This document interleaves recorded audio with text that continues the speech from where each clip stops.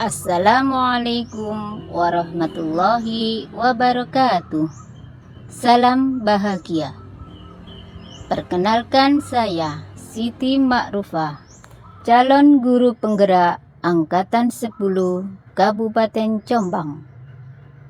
Pada kesempatan ini, saya akan memaparkan tentang kegiatan diseminasi budaya positif di sekolah yang telah saya laksanakan.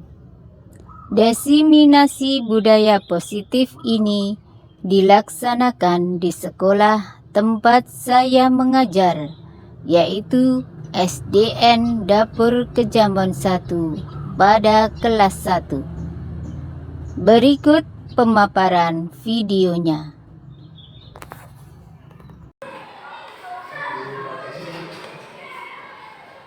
Assalamualaikum warahmatullahi wabarakatuh.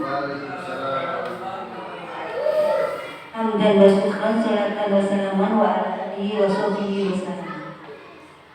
Yang terhormat Ibu Kepala Sekolah SDN Dapur Kejambon 1, yang terhormat Bapak dan Ibu Guru, serta rekan-rekan semua SDN Dapur Kejambon 1. Alhamdulillah, pada hari ini, hari Selasa tanggal 11 Juli tahun 2024, kita masih bisa berkumpul dalam keadaan sehat walafiat dan berdoa.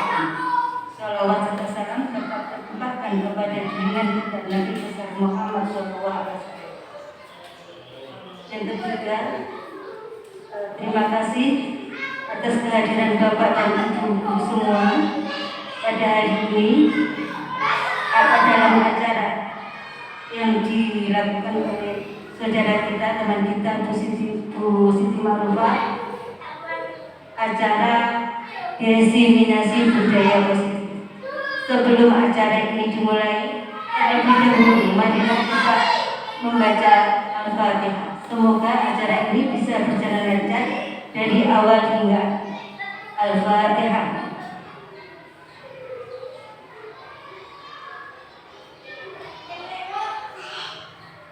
Terima kasih kami sampaikan.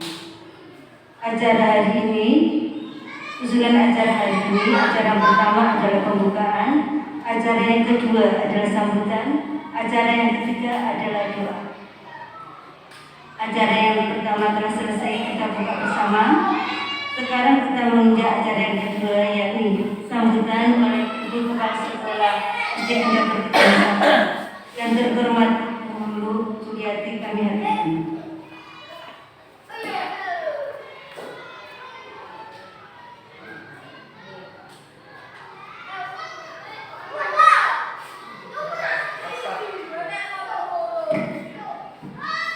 Assalamualaikum warahmatullahi wabarakatuh. Guru penggerak, kita menyaksikan kegiatan ini dan memberikan apresiasi kepada guru dalam rangka tugas yang dilaksanakan untuk kegiatan guru penggerak. Nantinya dengan adanya kegiatan guru penggerak ini bisa menjadikan motivasi pada teman-teman yang lain untuk menunjang kinerja panjenengan, karena lama-lama kegiatan ini untuk kegiatan PNS itu guru senantiasa dituntut untuk menunjang karir. Nanti kita bersama-sama mendengarkan paparan dari guru. Kegiatan guru penggerak tidak usah menjadi suatu beban untuk kita. Ini semuanya melatih kita untuk senantiasa belajar dan selalu belajar untuk meningkatkan karir. Itu saja yang bisa saya sampaikan. Saya ucapkan terima kasih partisipasi kepada teman-teman semua. Hari ini kita nanti secara hikmat mendengarkan paparan guru tentang aksi nyata penyebaran pemahaman dan pengalaman penerapan budaya positif. Saya akhiri, assalamualaikum warahmatullahi wabarakatuh.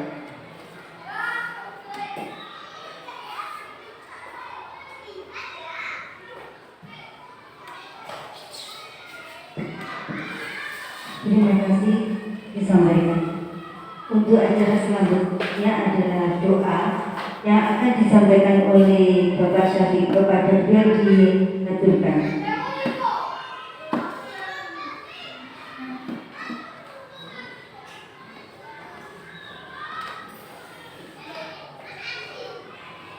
Assalamualaikum warahmatullahi wabarakatuh. Bapak Ibu yang saya muliakan, marilah kita bersama-sama berdoa memohon kepada Allah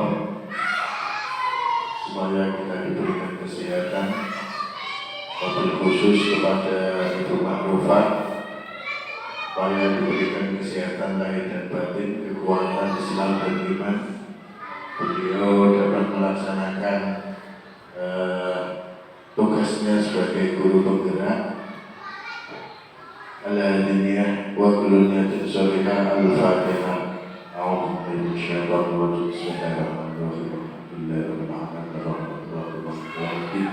Iyyaka na'budu wa iyyaka nasta'in. Ihdinas siratal mustaqim. Siratal ladzina an'amta 'alaihim ghairil maghdubi 'alaihim.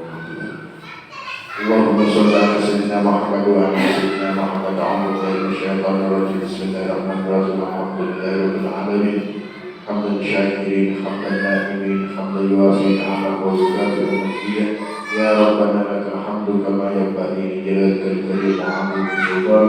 Allahumma ij'al majlisina hadha awwaluha salaha wa awsatuha najaha wa akhiruha falaha. Allahumma ij'al majlisina hadha awwaluha rahmah wa awsatuha nikmah wa akhiruha maghfiratan wa takrimatan wa barakatan wa rahmah.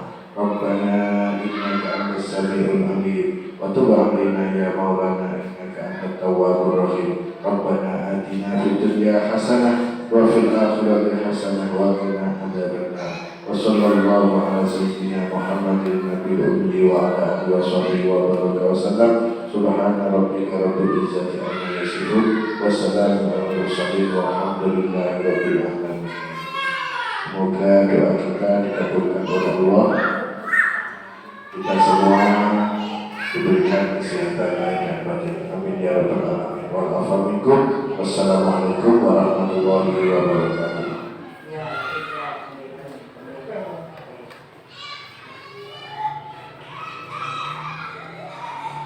Terima kasih kami sampaikan. Alhamdulillah acara tersebut sangat lancar. Dan dengan ditutupnya doa tadi, selesailah acara berikut ini. Sekarang mengejak acara inti, yakni diseminasi budaya positif yang akan disampaikan oleh Ibu Siti Ma'rufah. Kepada beliau dipersilakan.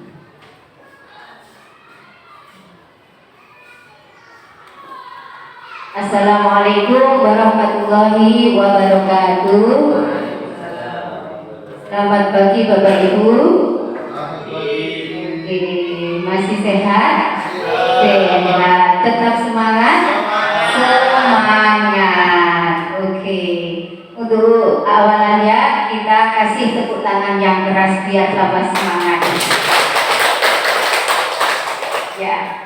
Oke Bapak Ibu, sebelum kita memaparkan budaya positif, saya mengajak Bapak Ibu supaya fresh, kita ice breaking sebentar.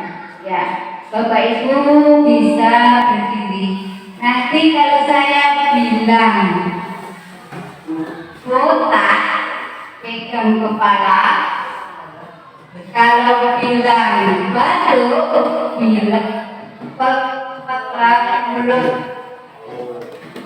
Kalau bilang batik, pegang baju. Ya, botak, batuk, batik. Ya, sudah siap? Are you ready? Yes. Ya. Botak,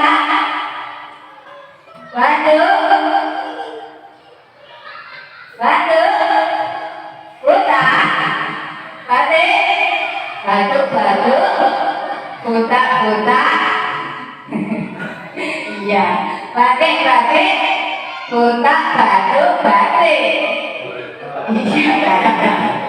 Iya. Terima kasih Bapak Ibu, boleh duduk kembali. Ya, selanjutnya Bapak Ibu, kali ini adalah tugas saya sebagai guru penggerak ya. Tugas saya untuk modul 1.4 yaitu tentang budaya positif.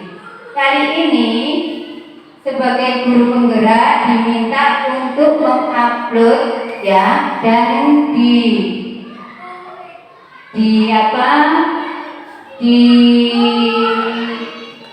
upload ke PMM atau YouTube ya. Untuk yang pertama adalah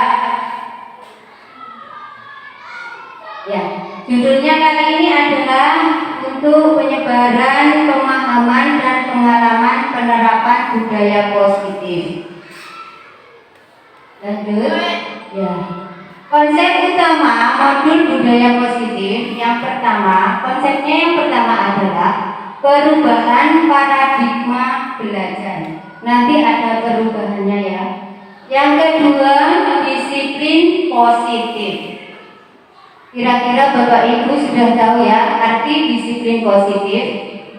Oke. Selanjutnya adalah kebutuhan dasar manusia. Yang keempat, motivasi perilaku manusia. Yang kelima, posisi kontrol restitusi. Yang keenam, keyakinan jelas. Dan selanjutnya, restitusi segitiga. Bapak Ibu, selanjutnya adalah perubahan paradigma baru. Artinya, pembelajaran paradigma baru merupakan pembelajaran yang berorientasi pada penguatan kompetensi dan pengembangan karakter yang sesuai dengan dimensi profil pelajar Pancasila. Setiap siswa dipastikan melakukan kegiatan belajar yang sesuai dengan kebutuhan dan tahap perkembangannya. Artinya perubahan paradigma baru ya, kita mempelajari itu semuanya berpusat pada peserta didik. Selanjutnya, disiplin positif. Disiplin positif merupakan salah satu cara penerapan disiplin yang bertujuan untuk menumbuhkan kesadaran serta memberdayakan anak untuk melakukan sesuatu tanpa sogokan, ancaman maupun hukuman. Artinya, anak-anak itu diberitahu atau dikasih masukan apa sih disiplin positif itu dari dirinya sendiri. Lanjut, dalam budaya kita, makna kata disiplin memaknai menjadi sesuatu yang dilakukan seseorang pada orang lain. Untuk mendapatkan kepatuhan, kita cenderung menghubungkan kata disiplin dengan ketidaknyamanan. Sebagai pendidik, tujuan kita adalah menciptakan anak-anak yang memiliki disiplin diri, sehingga mereka bisa berperilaku dengan mengacu pada nilai-nilai kebajikan universal dan memiliki motivasi intrinsik bukan ekstrinsik. Artinya, nilai-nilai anak dalam disiplin positif itu nilai yang kebajikan.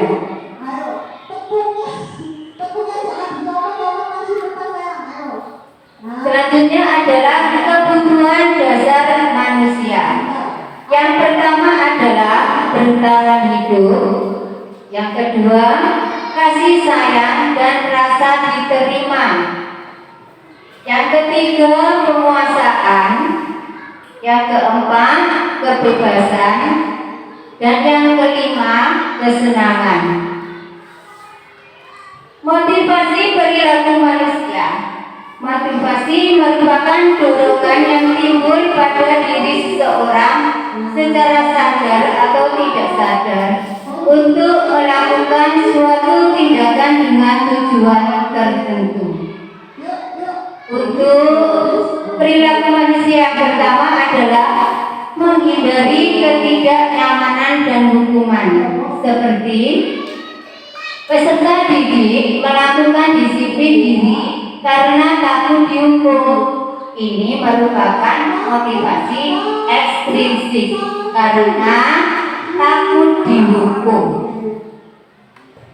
Selanjutnya perilaku manusia yang kedua mendapatkan imbalan atau penghargaan dari orang lain, yang artinya peserta didik melakukan disiplin diri karena ia ingin mendapat imbalan. Ini merupakan motivasi ekstrinsik karena dia ingin mendapatkan imbalan. Perilaku manusia yang ketiga menghargai nilai kebajikan diri sendiri, yang artinya peserta didik melakukan disiplin diri karena sadar akan nilai kebajikan dirinya. Ini merupakan motivasi intrinsik. Nah, yang nilai ekstrinsik adalah yang pertama takut dihukum, yang kedua ingin mendapatkan imbalan. Kalau yang motivasi intrinsik adalah dari dirinya sendiri. Selanjutnya adalah konsep disiplin dengan identitas gagal. Yang pertama adalah dari hukuman, seperti menyedihkan, tidak nyaman, peserta didik takut, memaksa, peserta didik menyembunyikan kesalahan, peserta didik menjadi rendah diri. Itu adalah contoh yang hukuman. Yang kedua adalah contoh yang penghargaan. Adalah yang pertama, tidak efektif, merusak hubungan atau sifatnya diri. Yang ketiga, mematikan kreativitas. Yang keempat, merampas hak menghargai dirinya. Selanjutnya, self disiplin dengan identitas gagal. Dengan identitas gagal yang pertama adalah konsekuensi. Yang pertama, penguatan jangka pendek. Selanjutnya, perlu monitoring berkelanjutan. Yang ketiga, stimulus respon. Yang keempat, peserta didik menghormati peraturan. Yang kelima, kehilangan waktu untuk merenungi kesalahan. Itu adalah contoh dari konsekuensi. Contoh dari restitusi. Peserta didik bertanggung jawab untuk perilakunya. Yang kedua, fokus pada pemecahan masalah jangka panjang. Yang ketiga, peserta didik menghargai dirinya sendiri dan orang lain.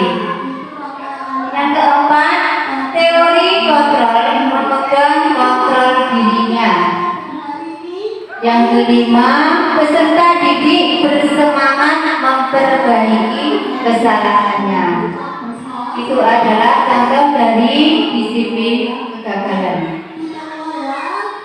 Selanjutnya adalah konsep disiplin pendekatan restitusi. Pengertian restitusi adalah proses menciptakan kondisi bagi peserta didik untuk memperbaiki kesalahan mereka, sehingga mereka bisa kembali pada kelompok mereka dengan karakter yang lebih kuat. Adapun ciri-ciri restitusi adalah yang pertama, bukan memaksa kesalahan, namun belajar dari kesalahan. Misalkan datang terlambat, kenapa terlambat? Ya, belajar dari kesalahan itu saya harus bangun pagi pagi biar tidak terlambat ke sekolah. Yang kedua, memperbaiki hubungan. Yang ketiga, tawaran bukan paksaan. Yang keempat, menuntut untuk melihat ke dalam diri. Yang kelima, mencari kebutuhan dasar yang mendasari tindakan.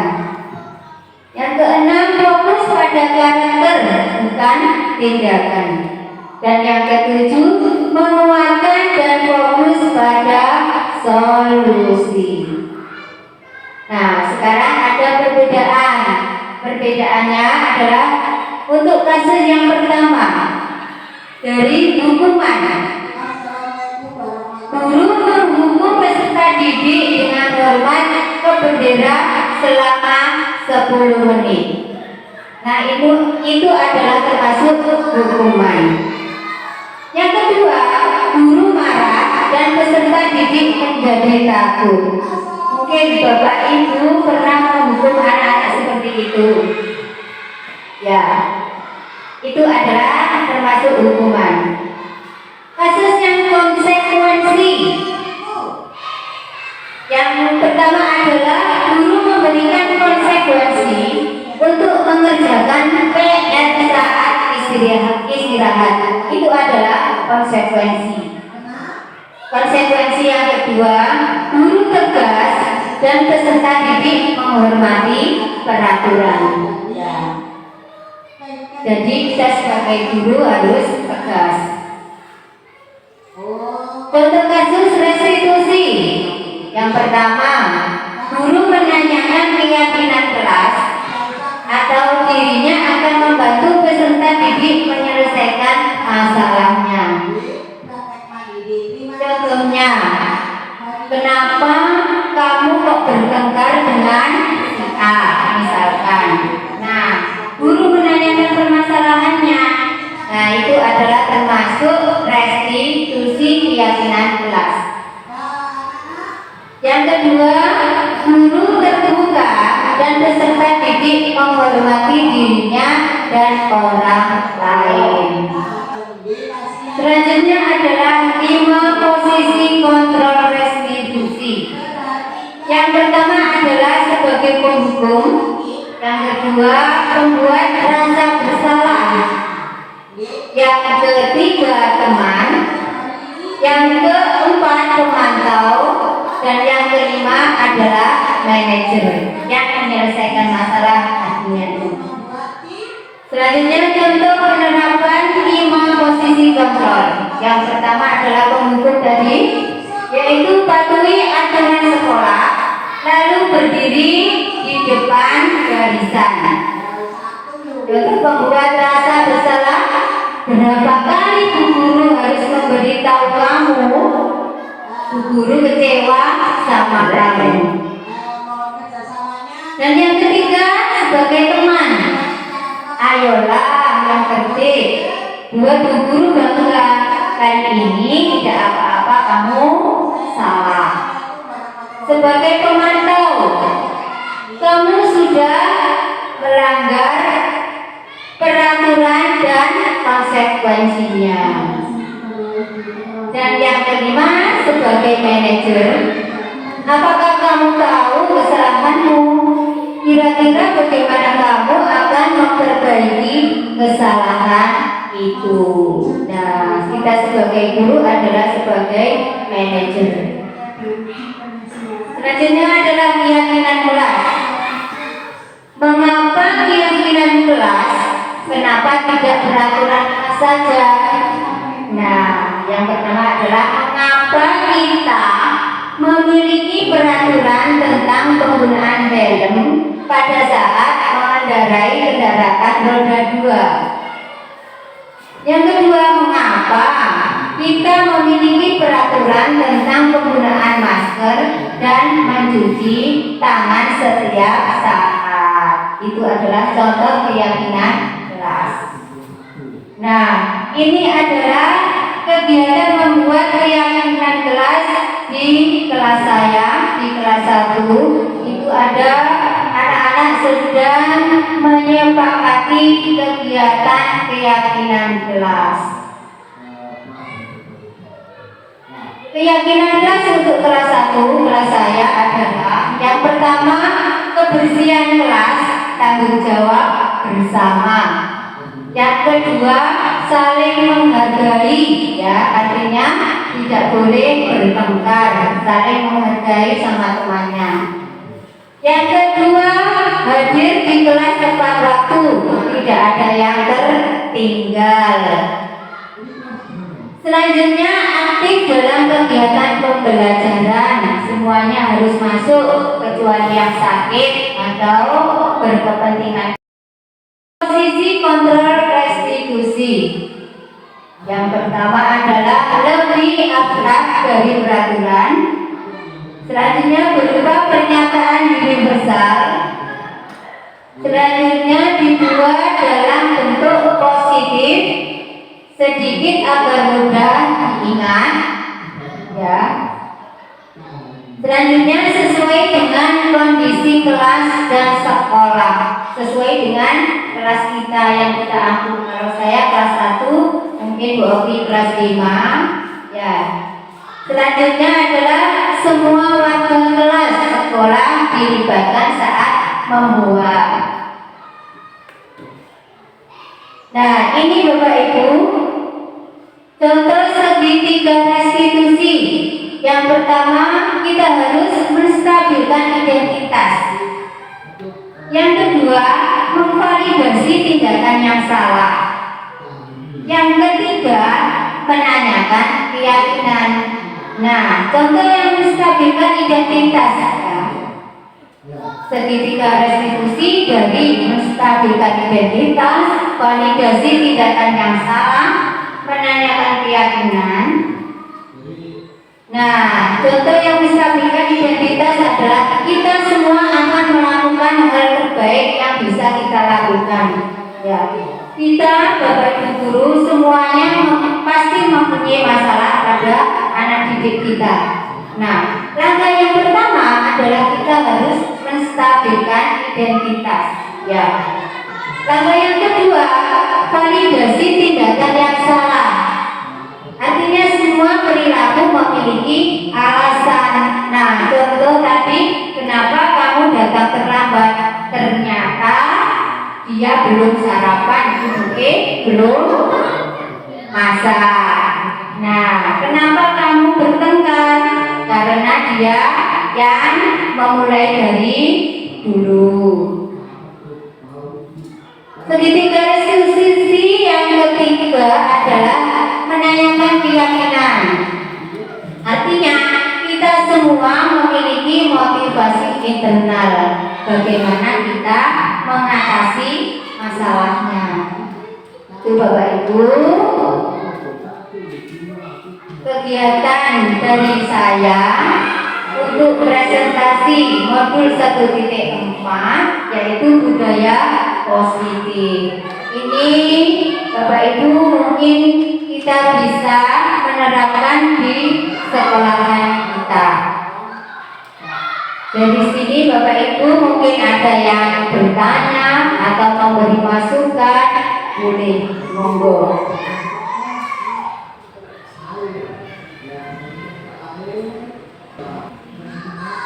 Ya Bapak Ibu, terima kasih atas partisipasinya.